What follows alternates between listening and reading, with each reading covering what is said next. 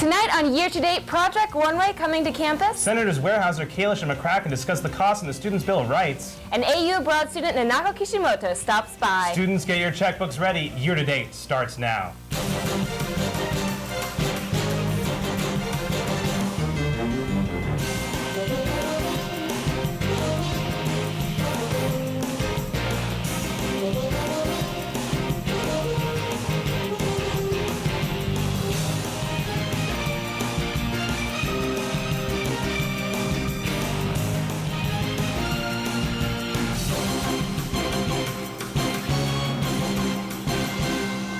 Last week we mentioned on the program that the Senate has been in the process of trying to bring Bravo, the Food Network, and the Disney Channel to campus.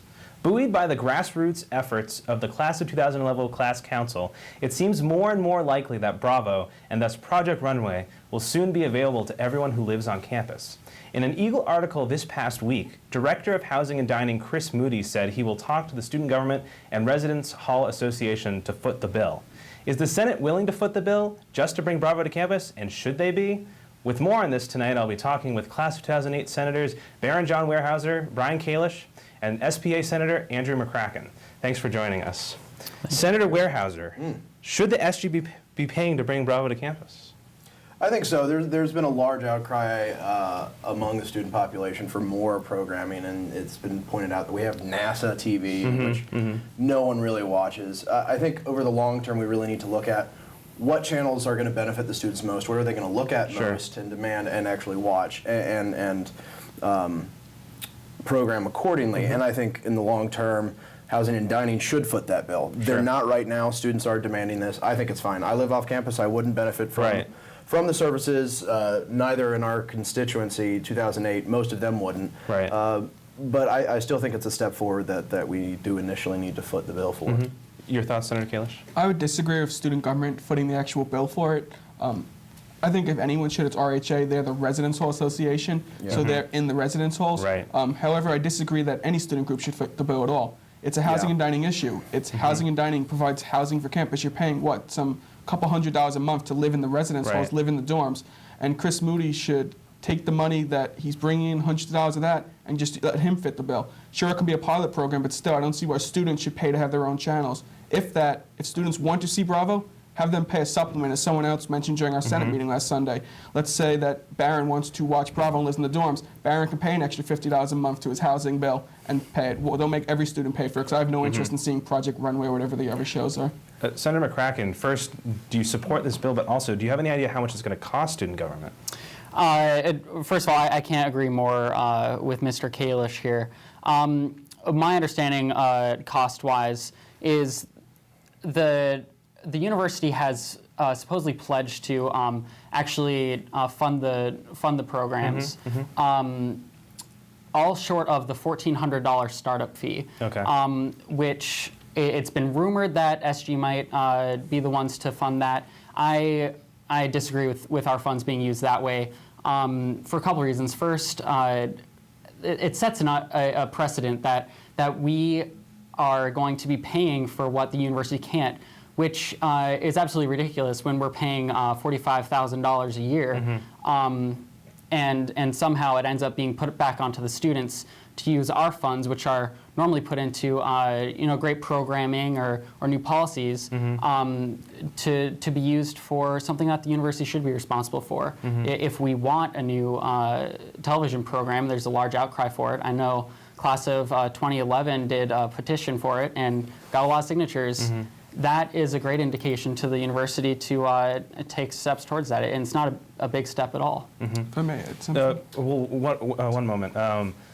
Students are going to have to foot the bill one way or another through tuition, so does it really matter? And I guess the question is, you two are both seniors. I know you still live on campus, but you do not, am I right? That's correct. Right, so you would not benefit from Bravo. Is it fair for student government, who's probably going to have to foot the bill, to pay for it when not all the students will benefit from it?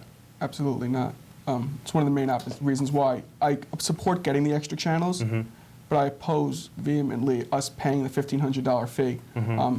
Many seniors, which included, I live in Nebraska now, Barron lives off campus, like you said, live off campus. That would have to be an increase in fees or less programming. we shouldn't have to cut sub-shows, cut KPU shows because we want to watch because students want to watch Project Runway. Like I said, I'm not against them having Bravo, but housing and dining should fit the bill. Your thoughts, Senator Weyerhaeuser, as your I agree completely, and with their sentiments, I definitely agree that this should be a university-footed bill, residence hall footed bill. Right. But when it's not, somebody needs to step up and fill student demands. I would want it to come from the class councils. 2011 has started this effort. They should, put the money where their mouth is. Right. And I think the RHA should be the main source. But I'm in favor of it coming from somewhere. I'm not going to be, as well as most of the people in my class, here much longer, but I'd like to see this university continuing to extend greater benefits to the students and answering their demands. And when they don't, student government has to come up with some sort of recourse. In this instance, it might be from our own funds. I don't like it, but I do want to see students' demands met. Last thoughts on the bill, Senator McCracken? I agree with those thoughts. It really should be finished by class of 2011, which is also my class. I'm a freshman this year.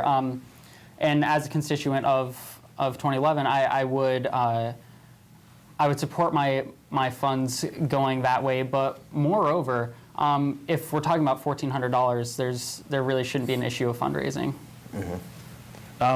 Okay. Kind of on another note, an election protocol bill passed today. Senator Kalish, you've been a vocal proponent of this bill. You want to tell us a little bit about it? Yes, the election protocol bill that was passed allows the Senate to decertify election results and also certify.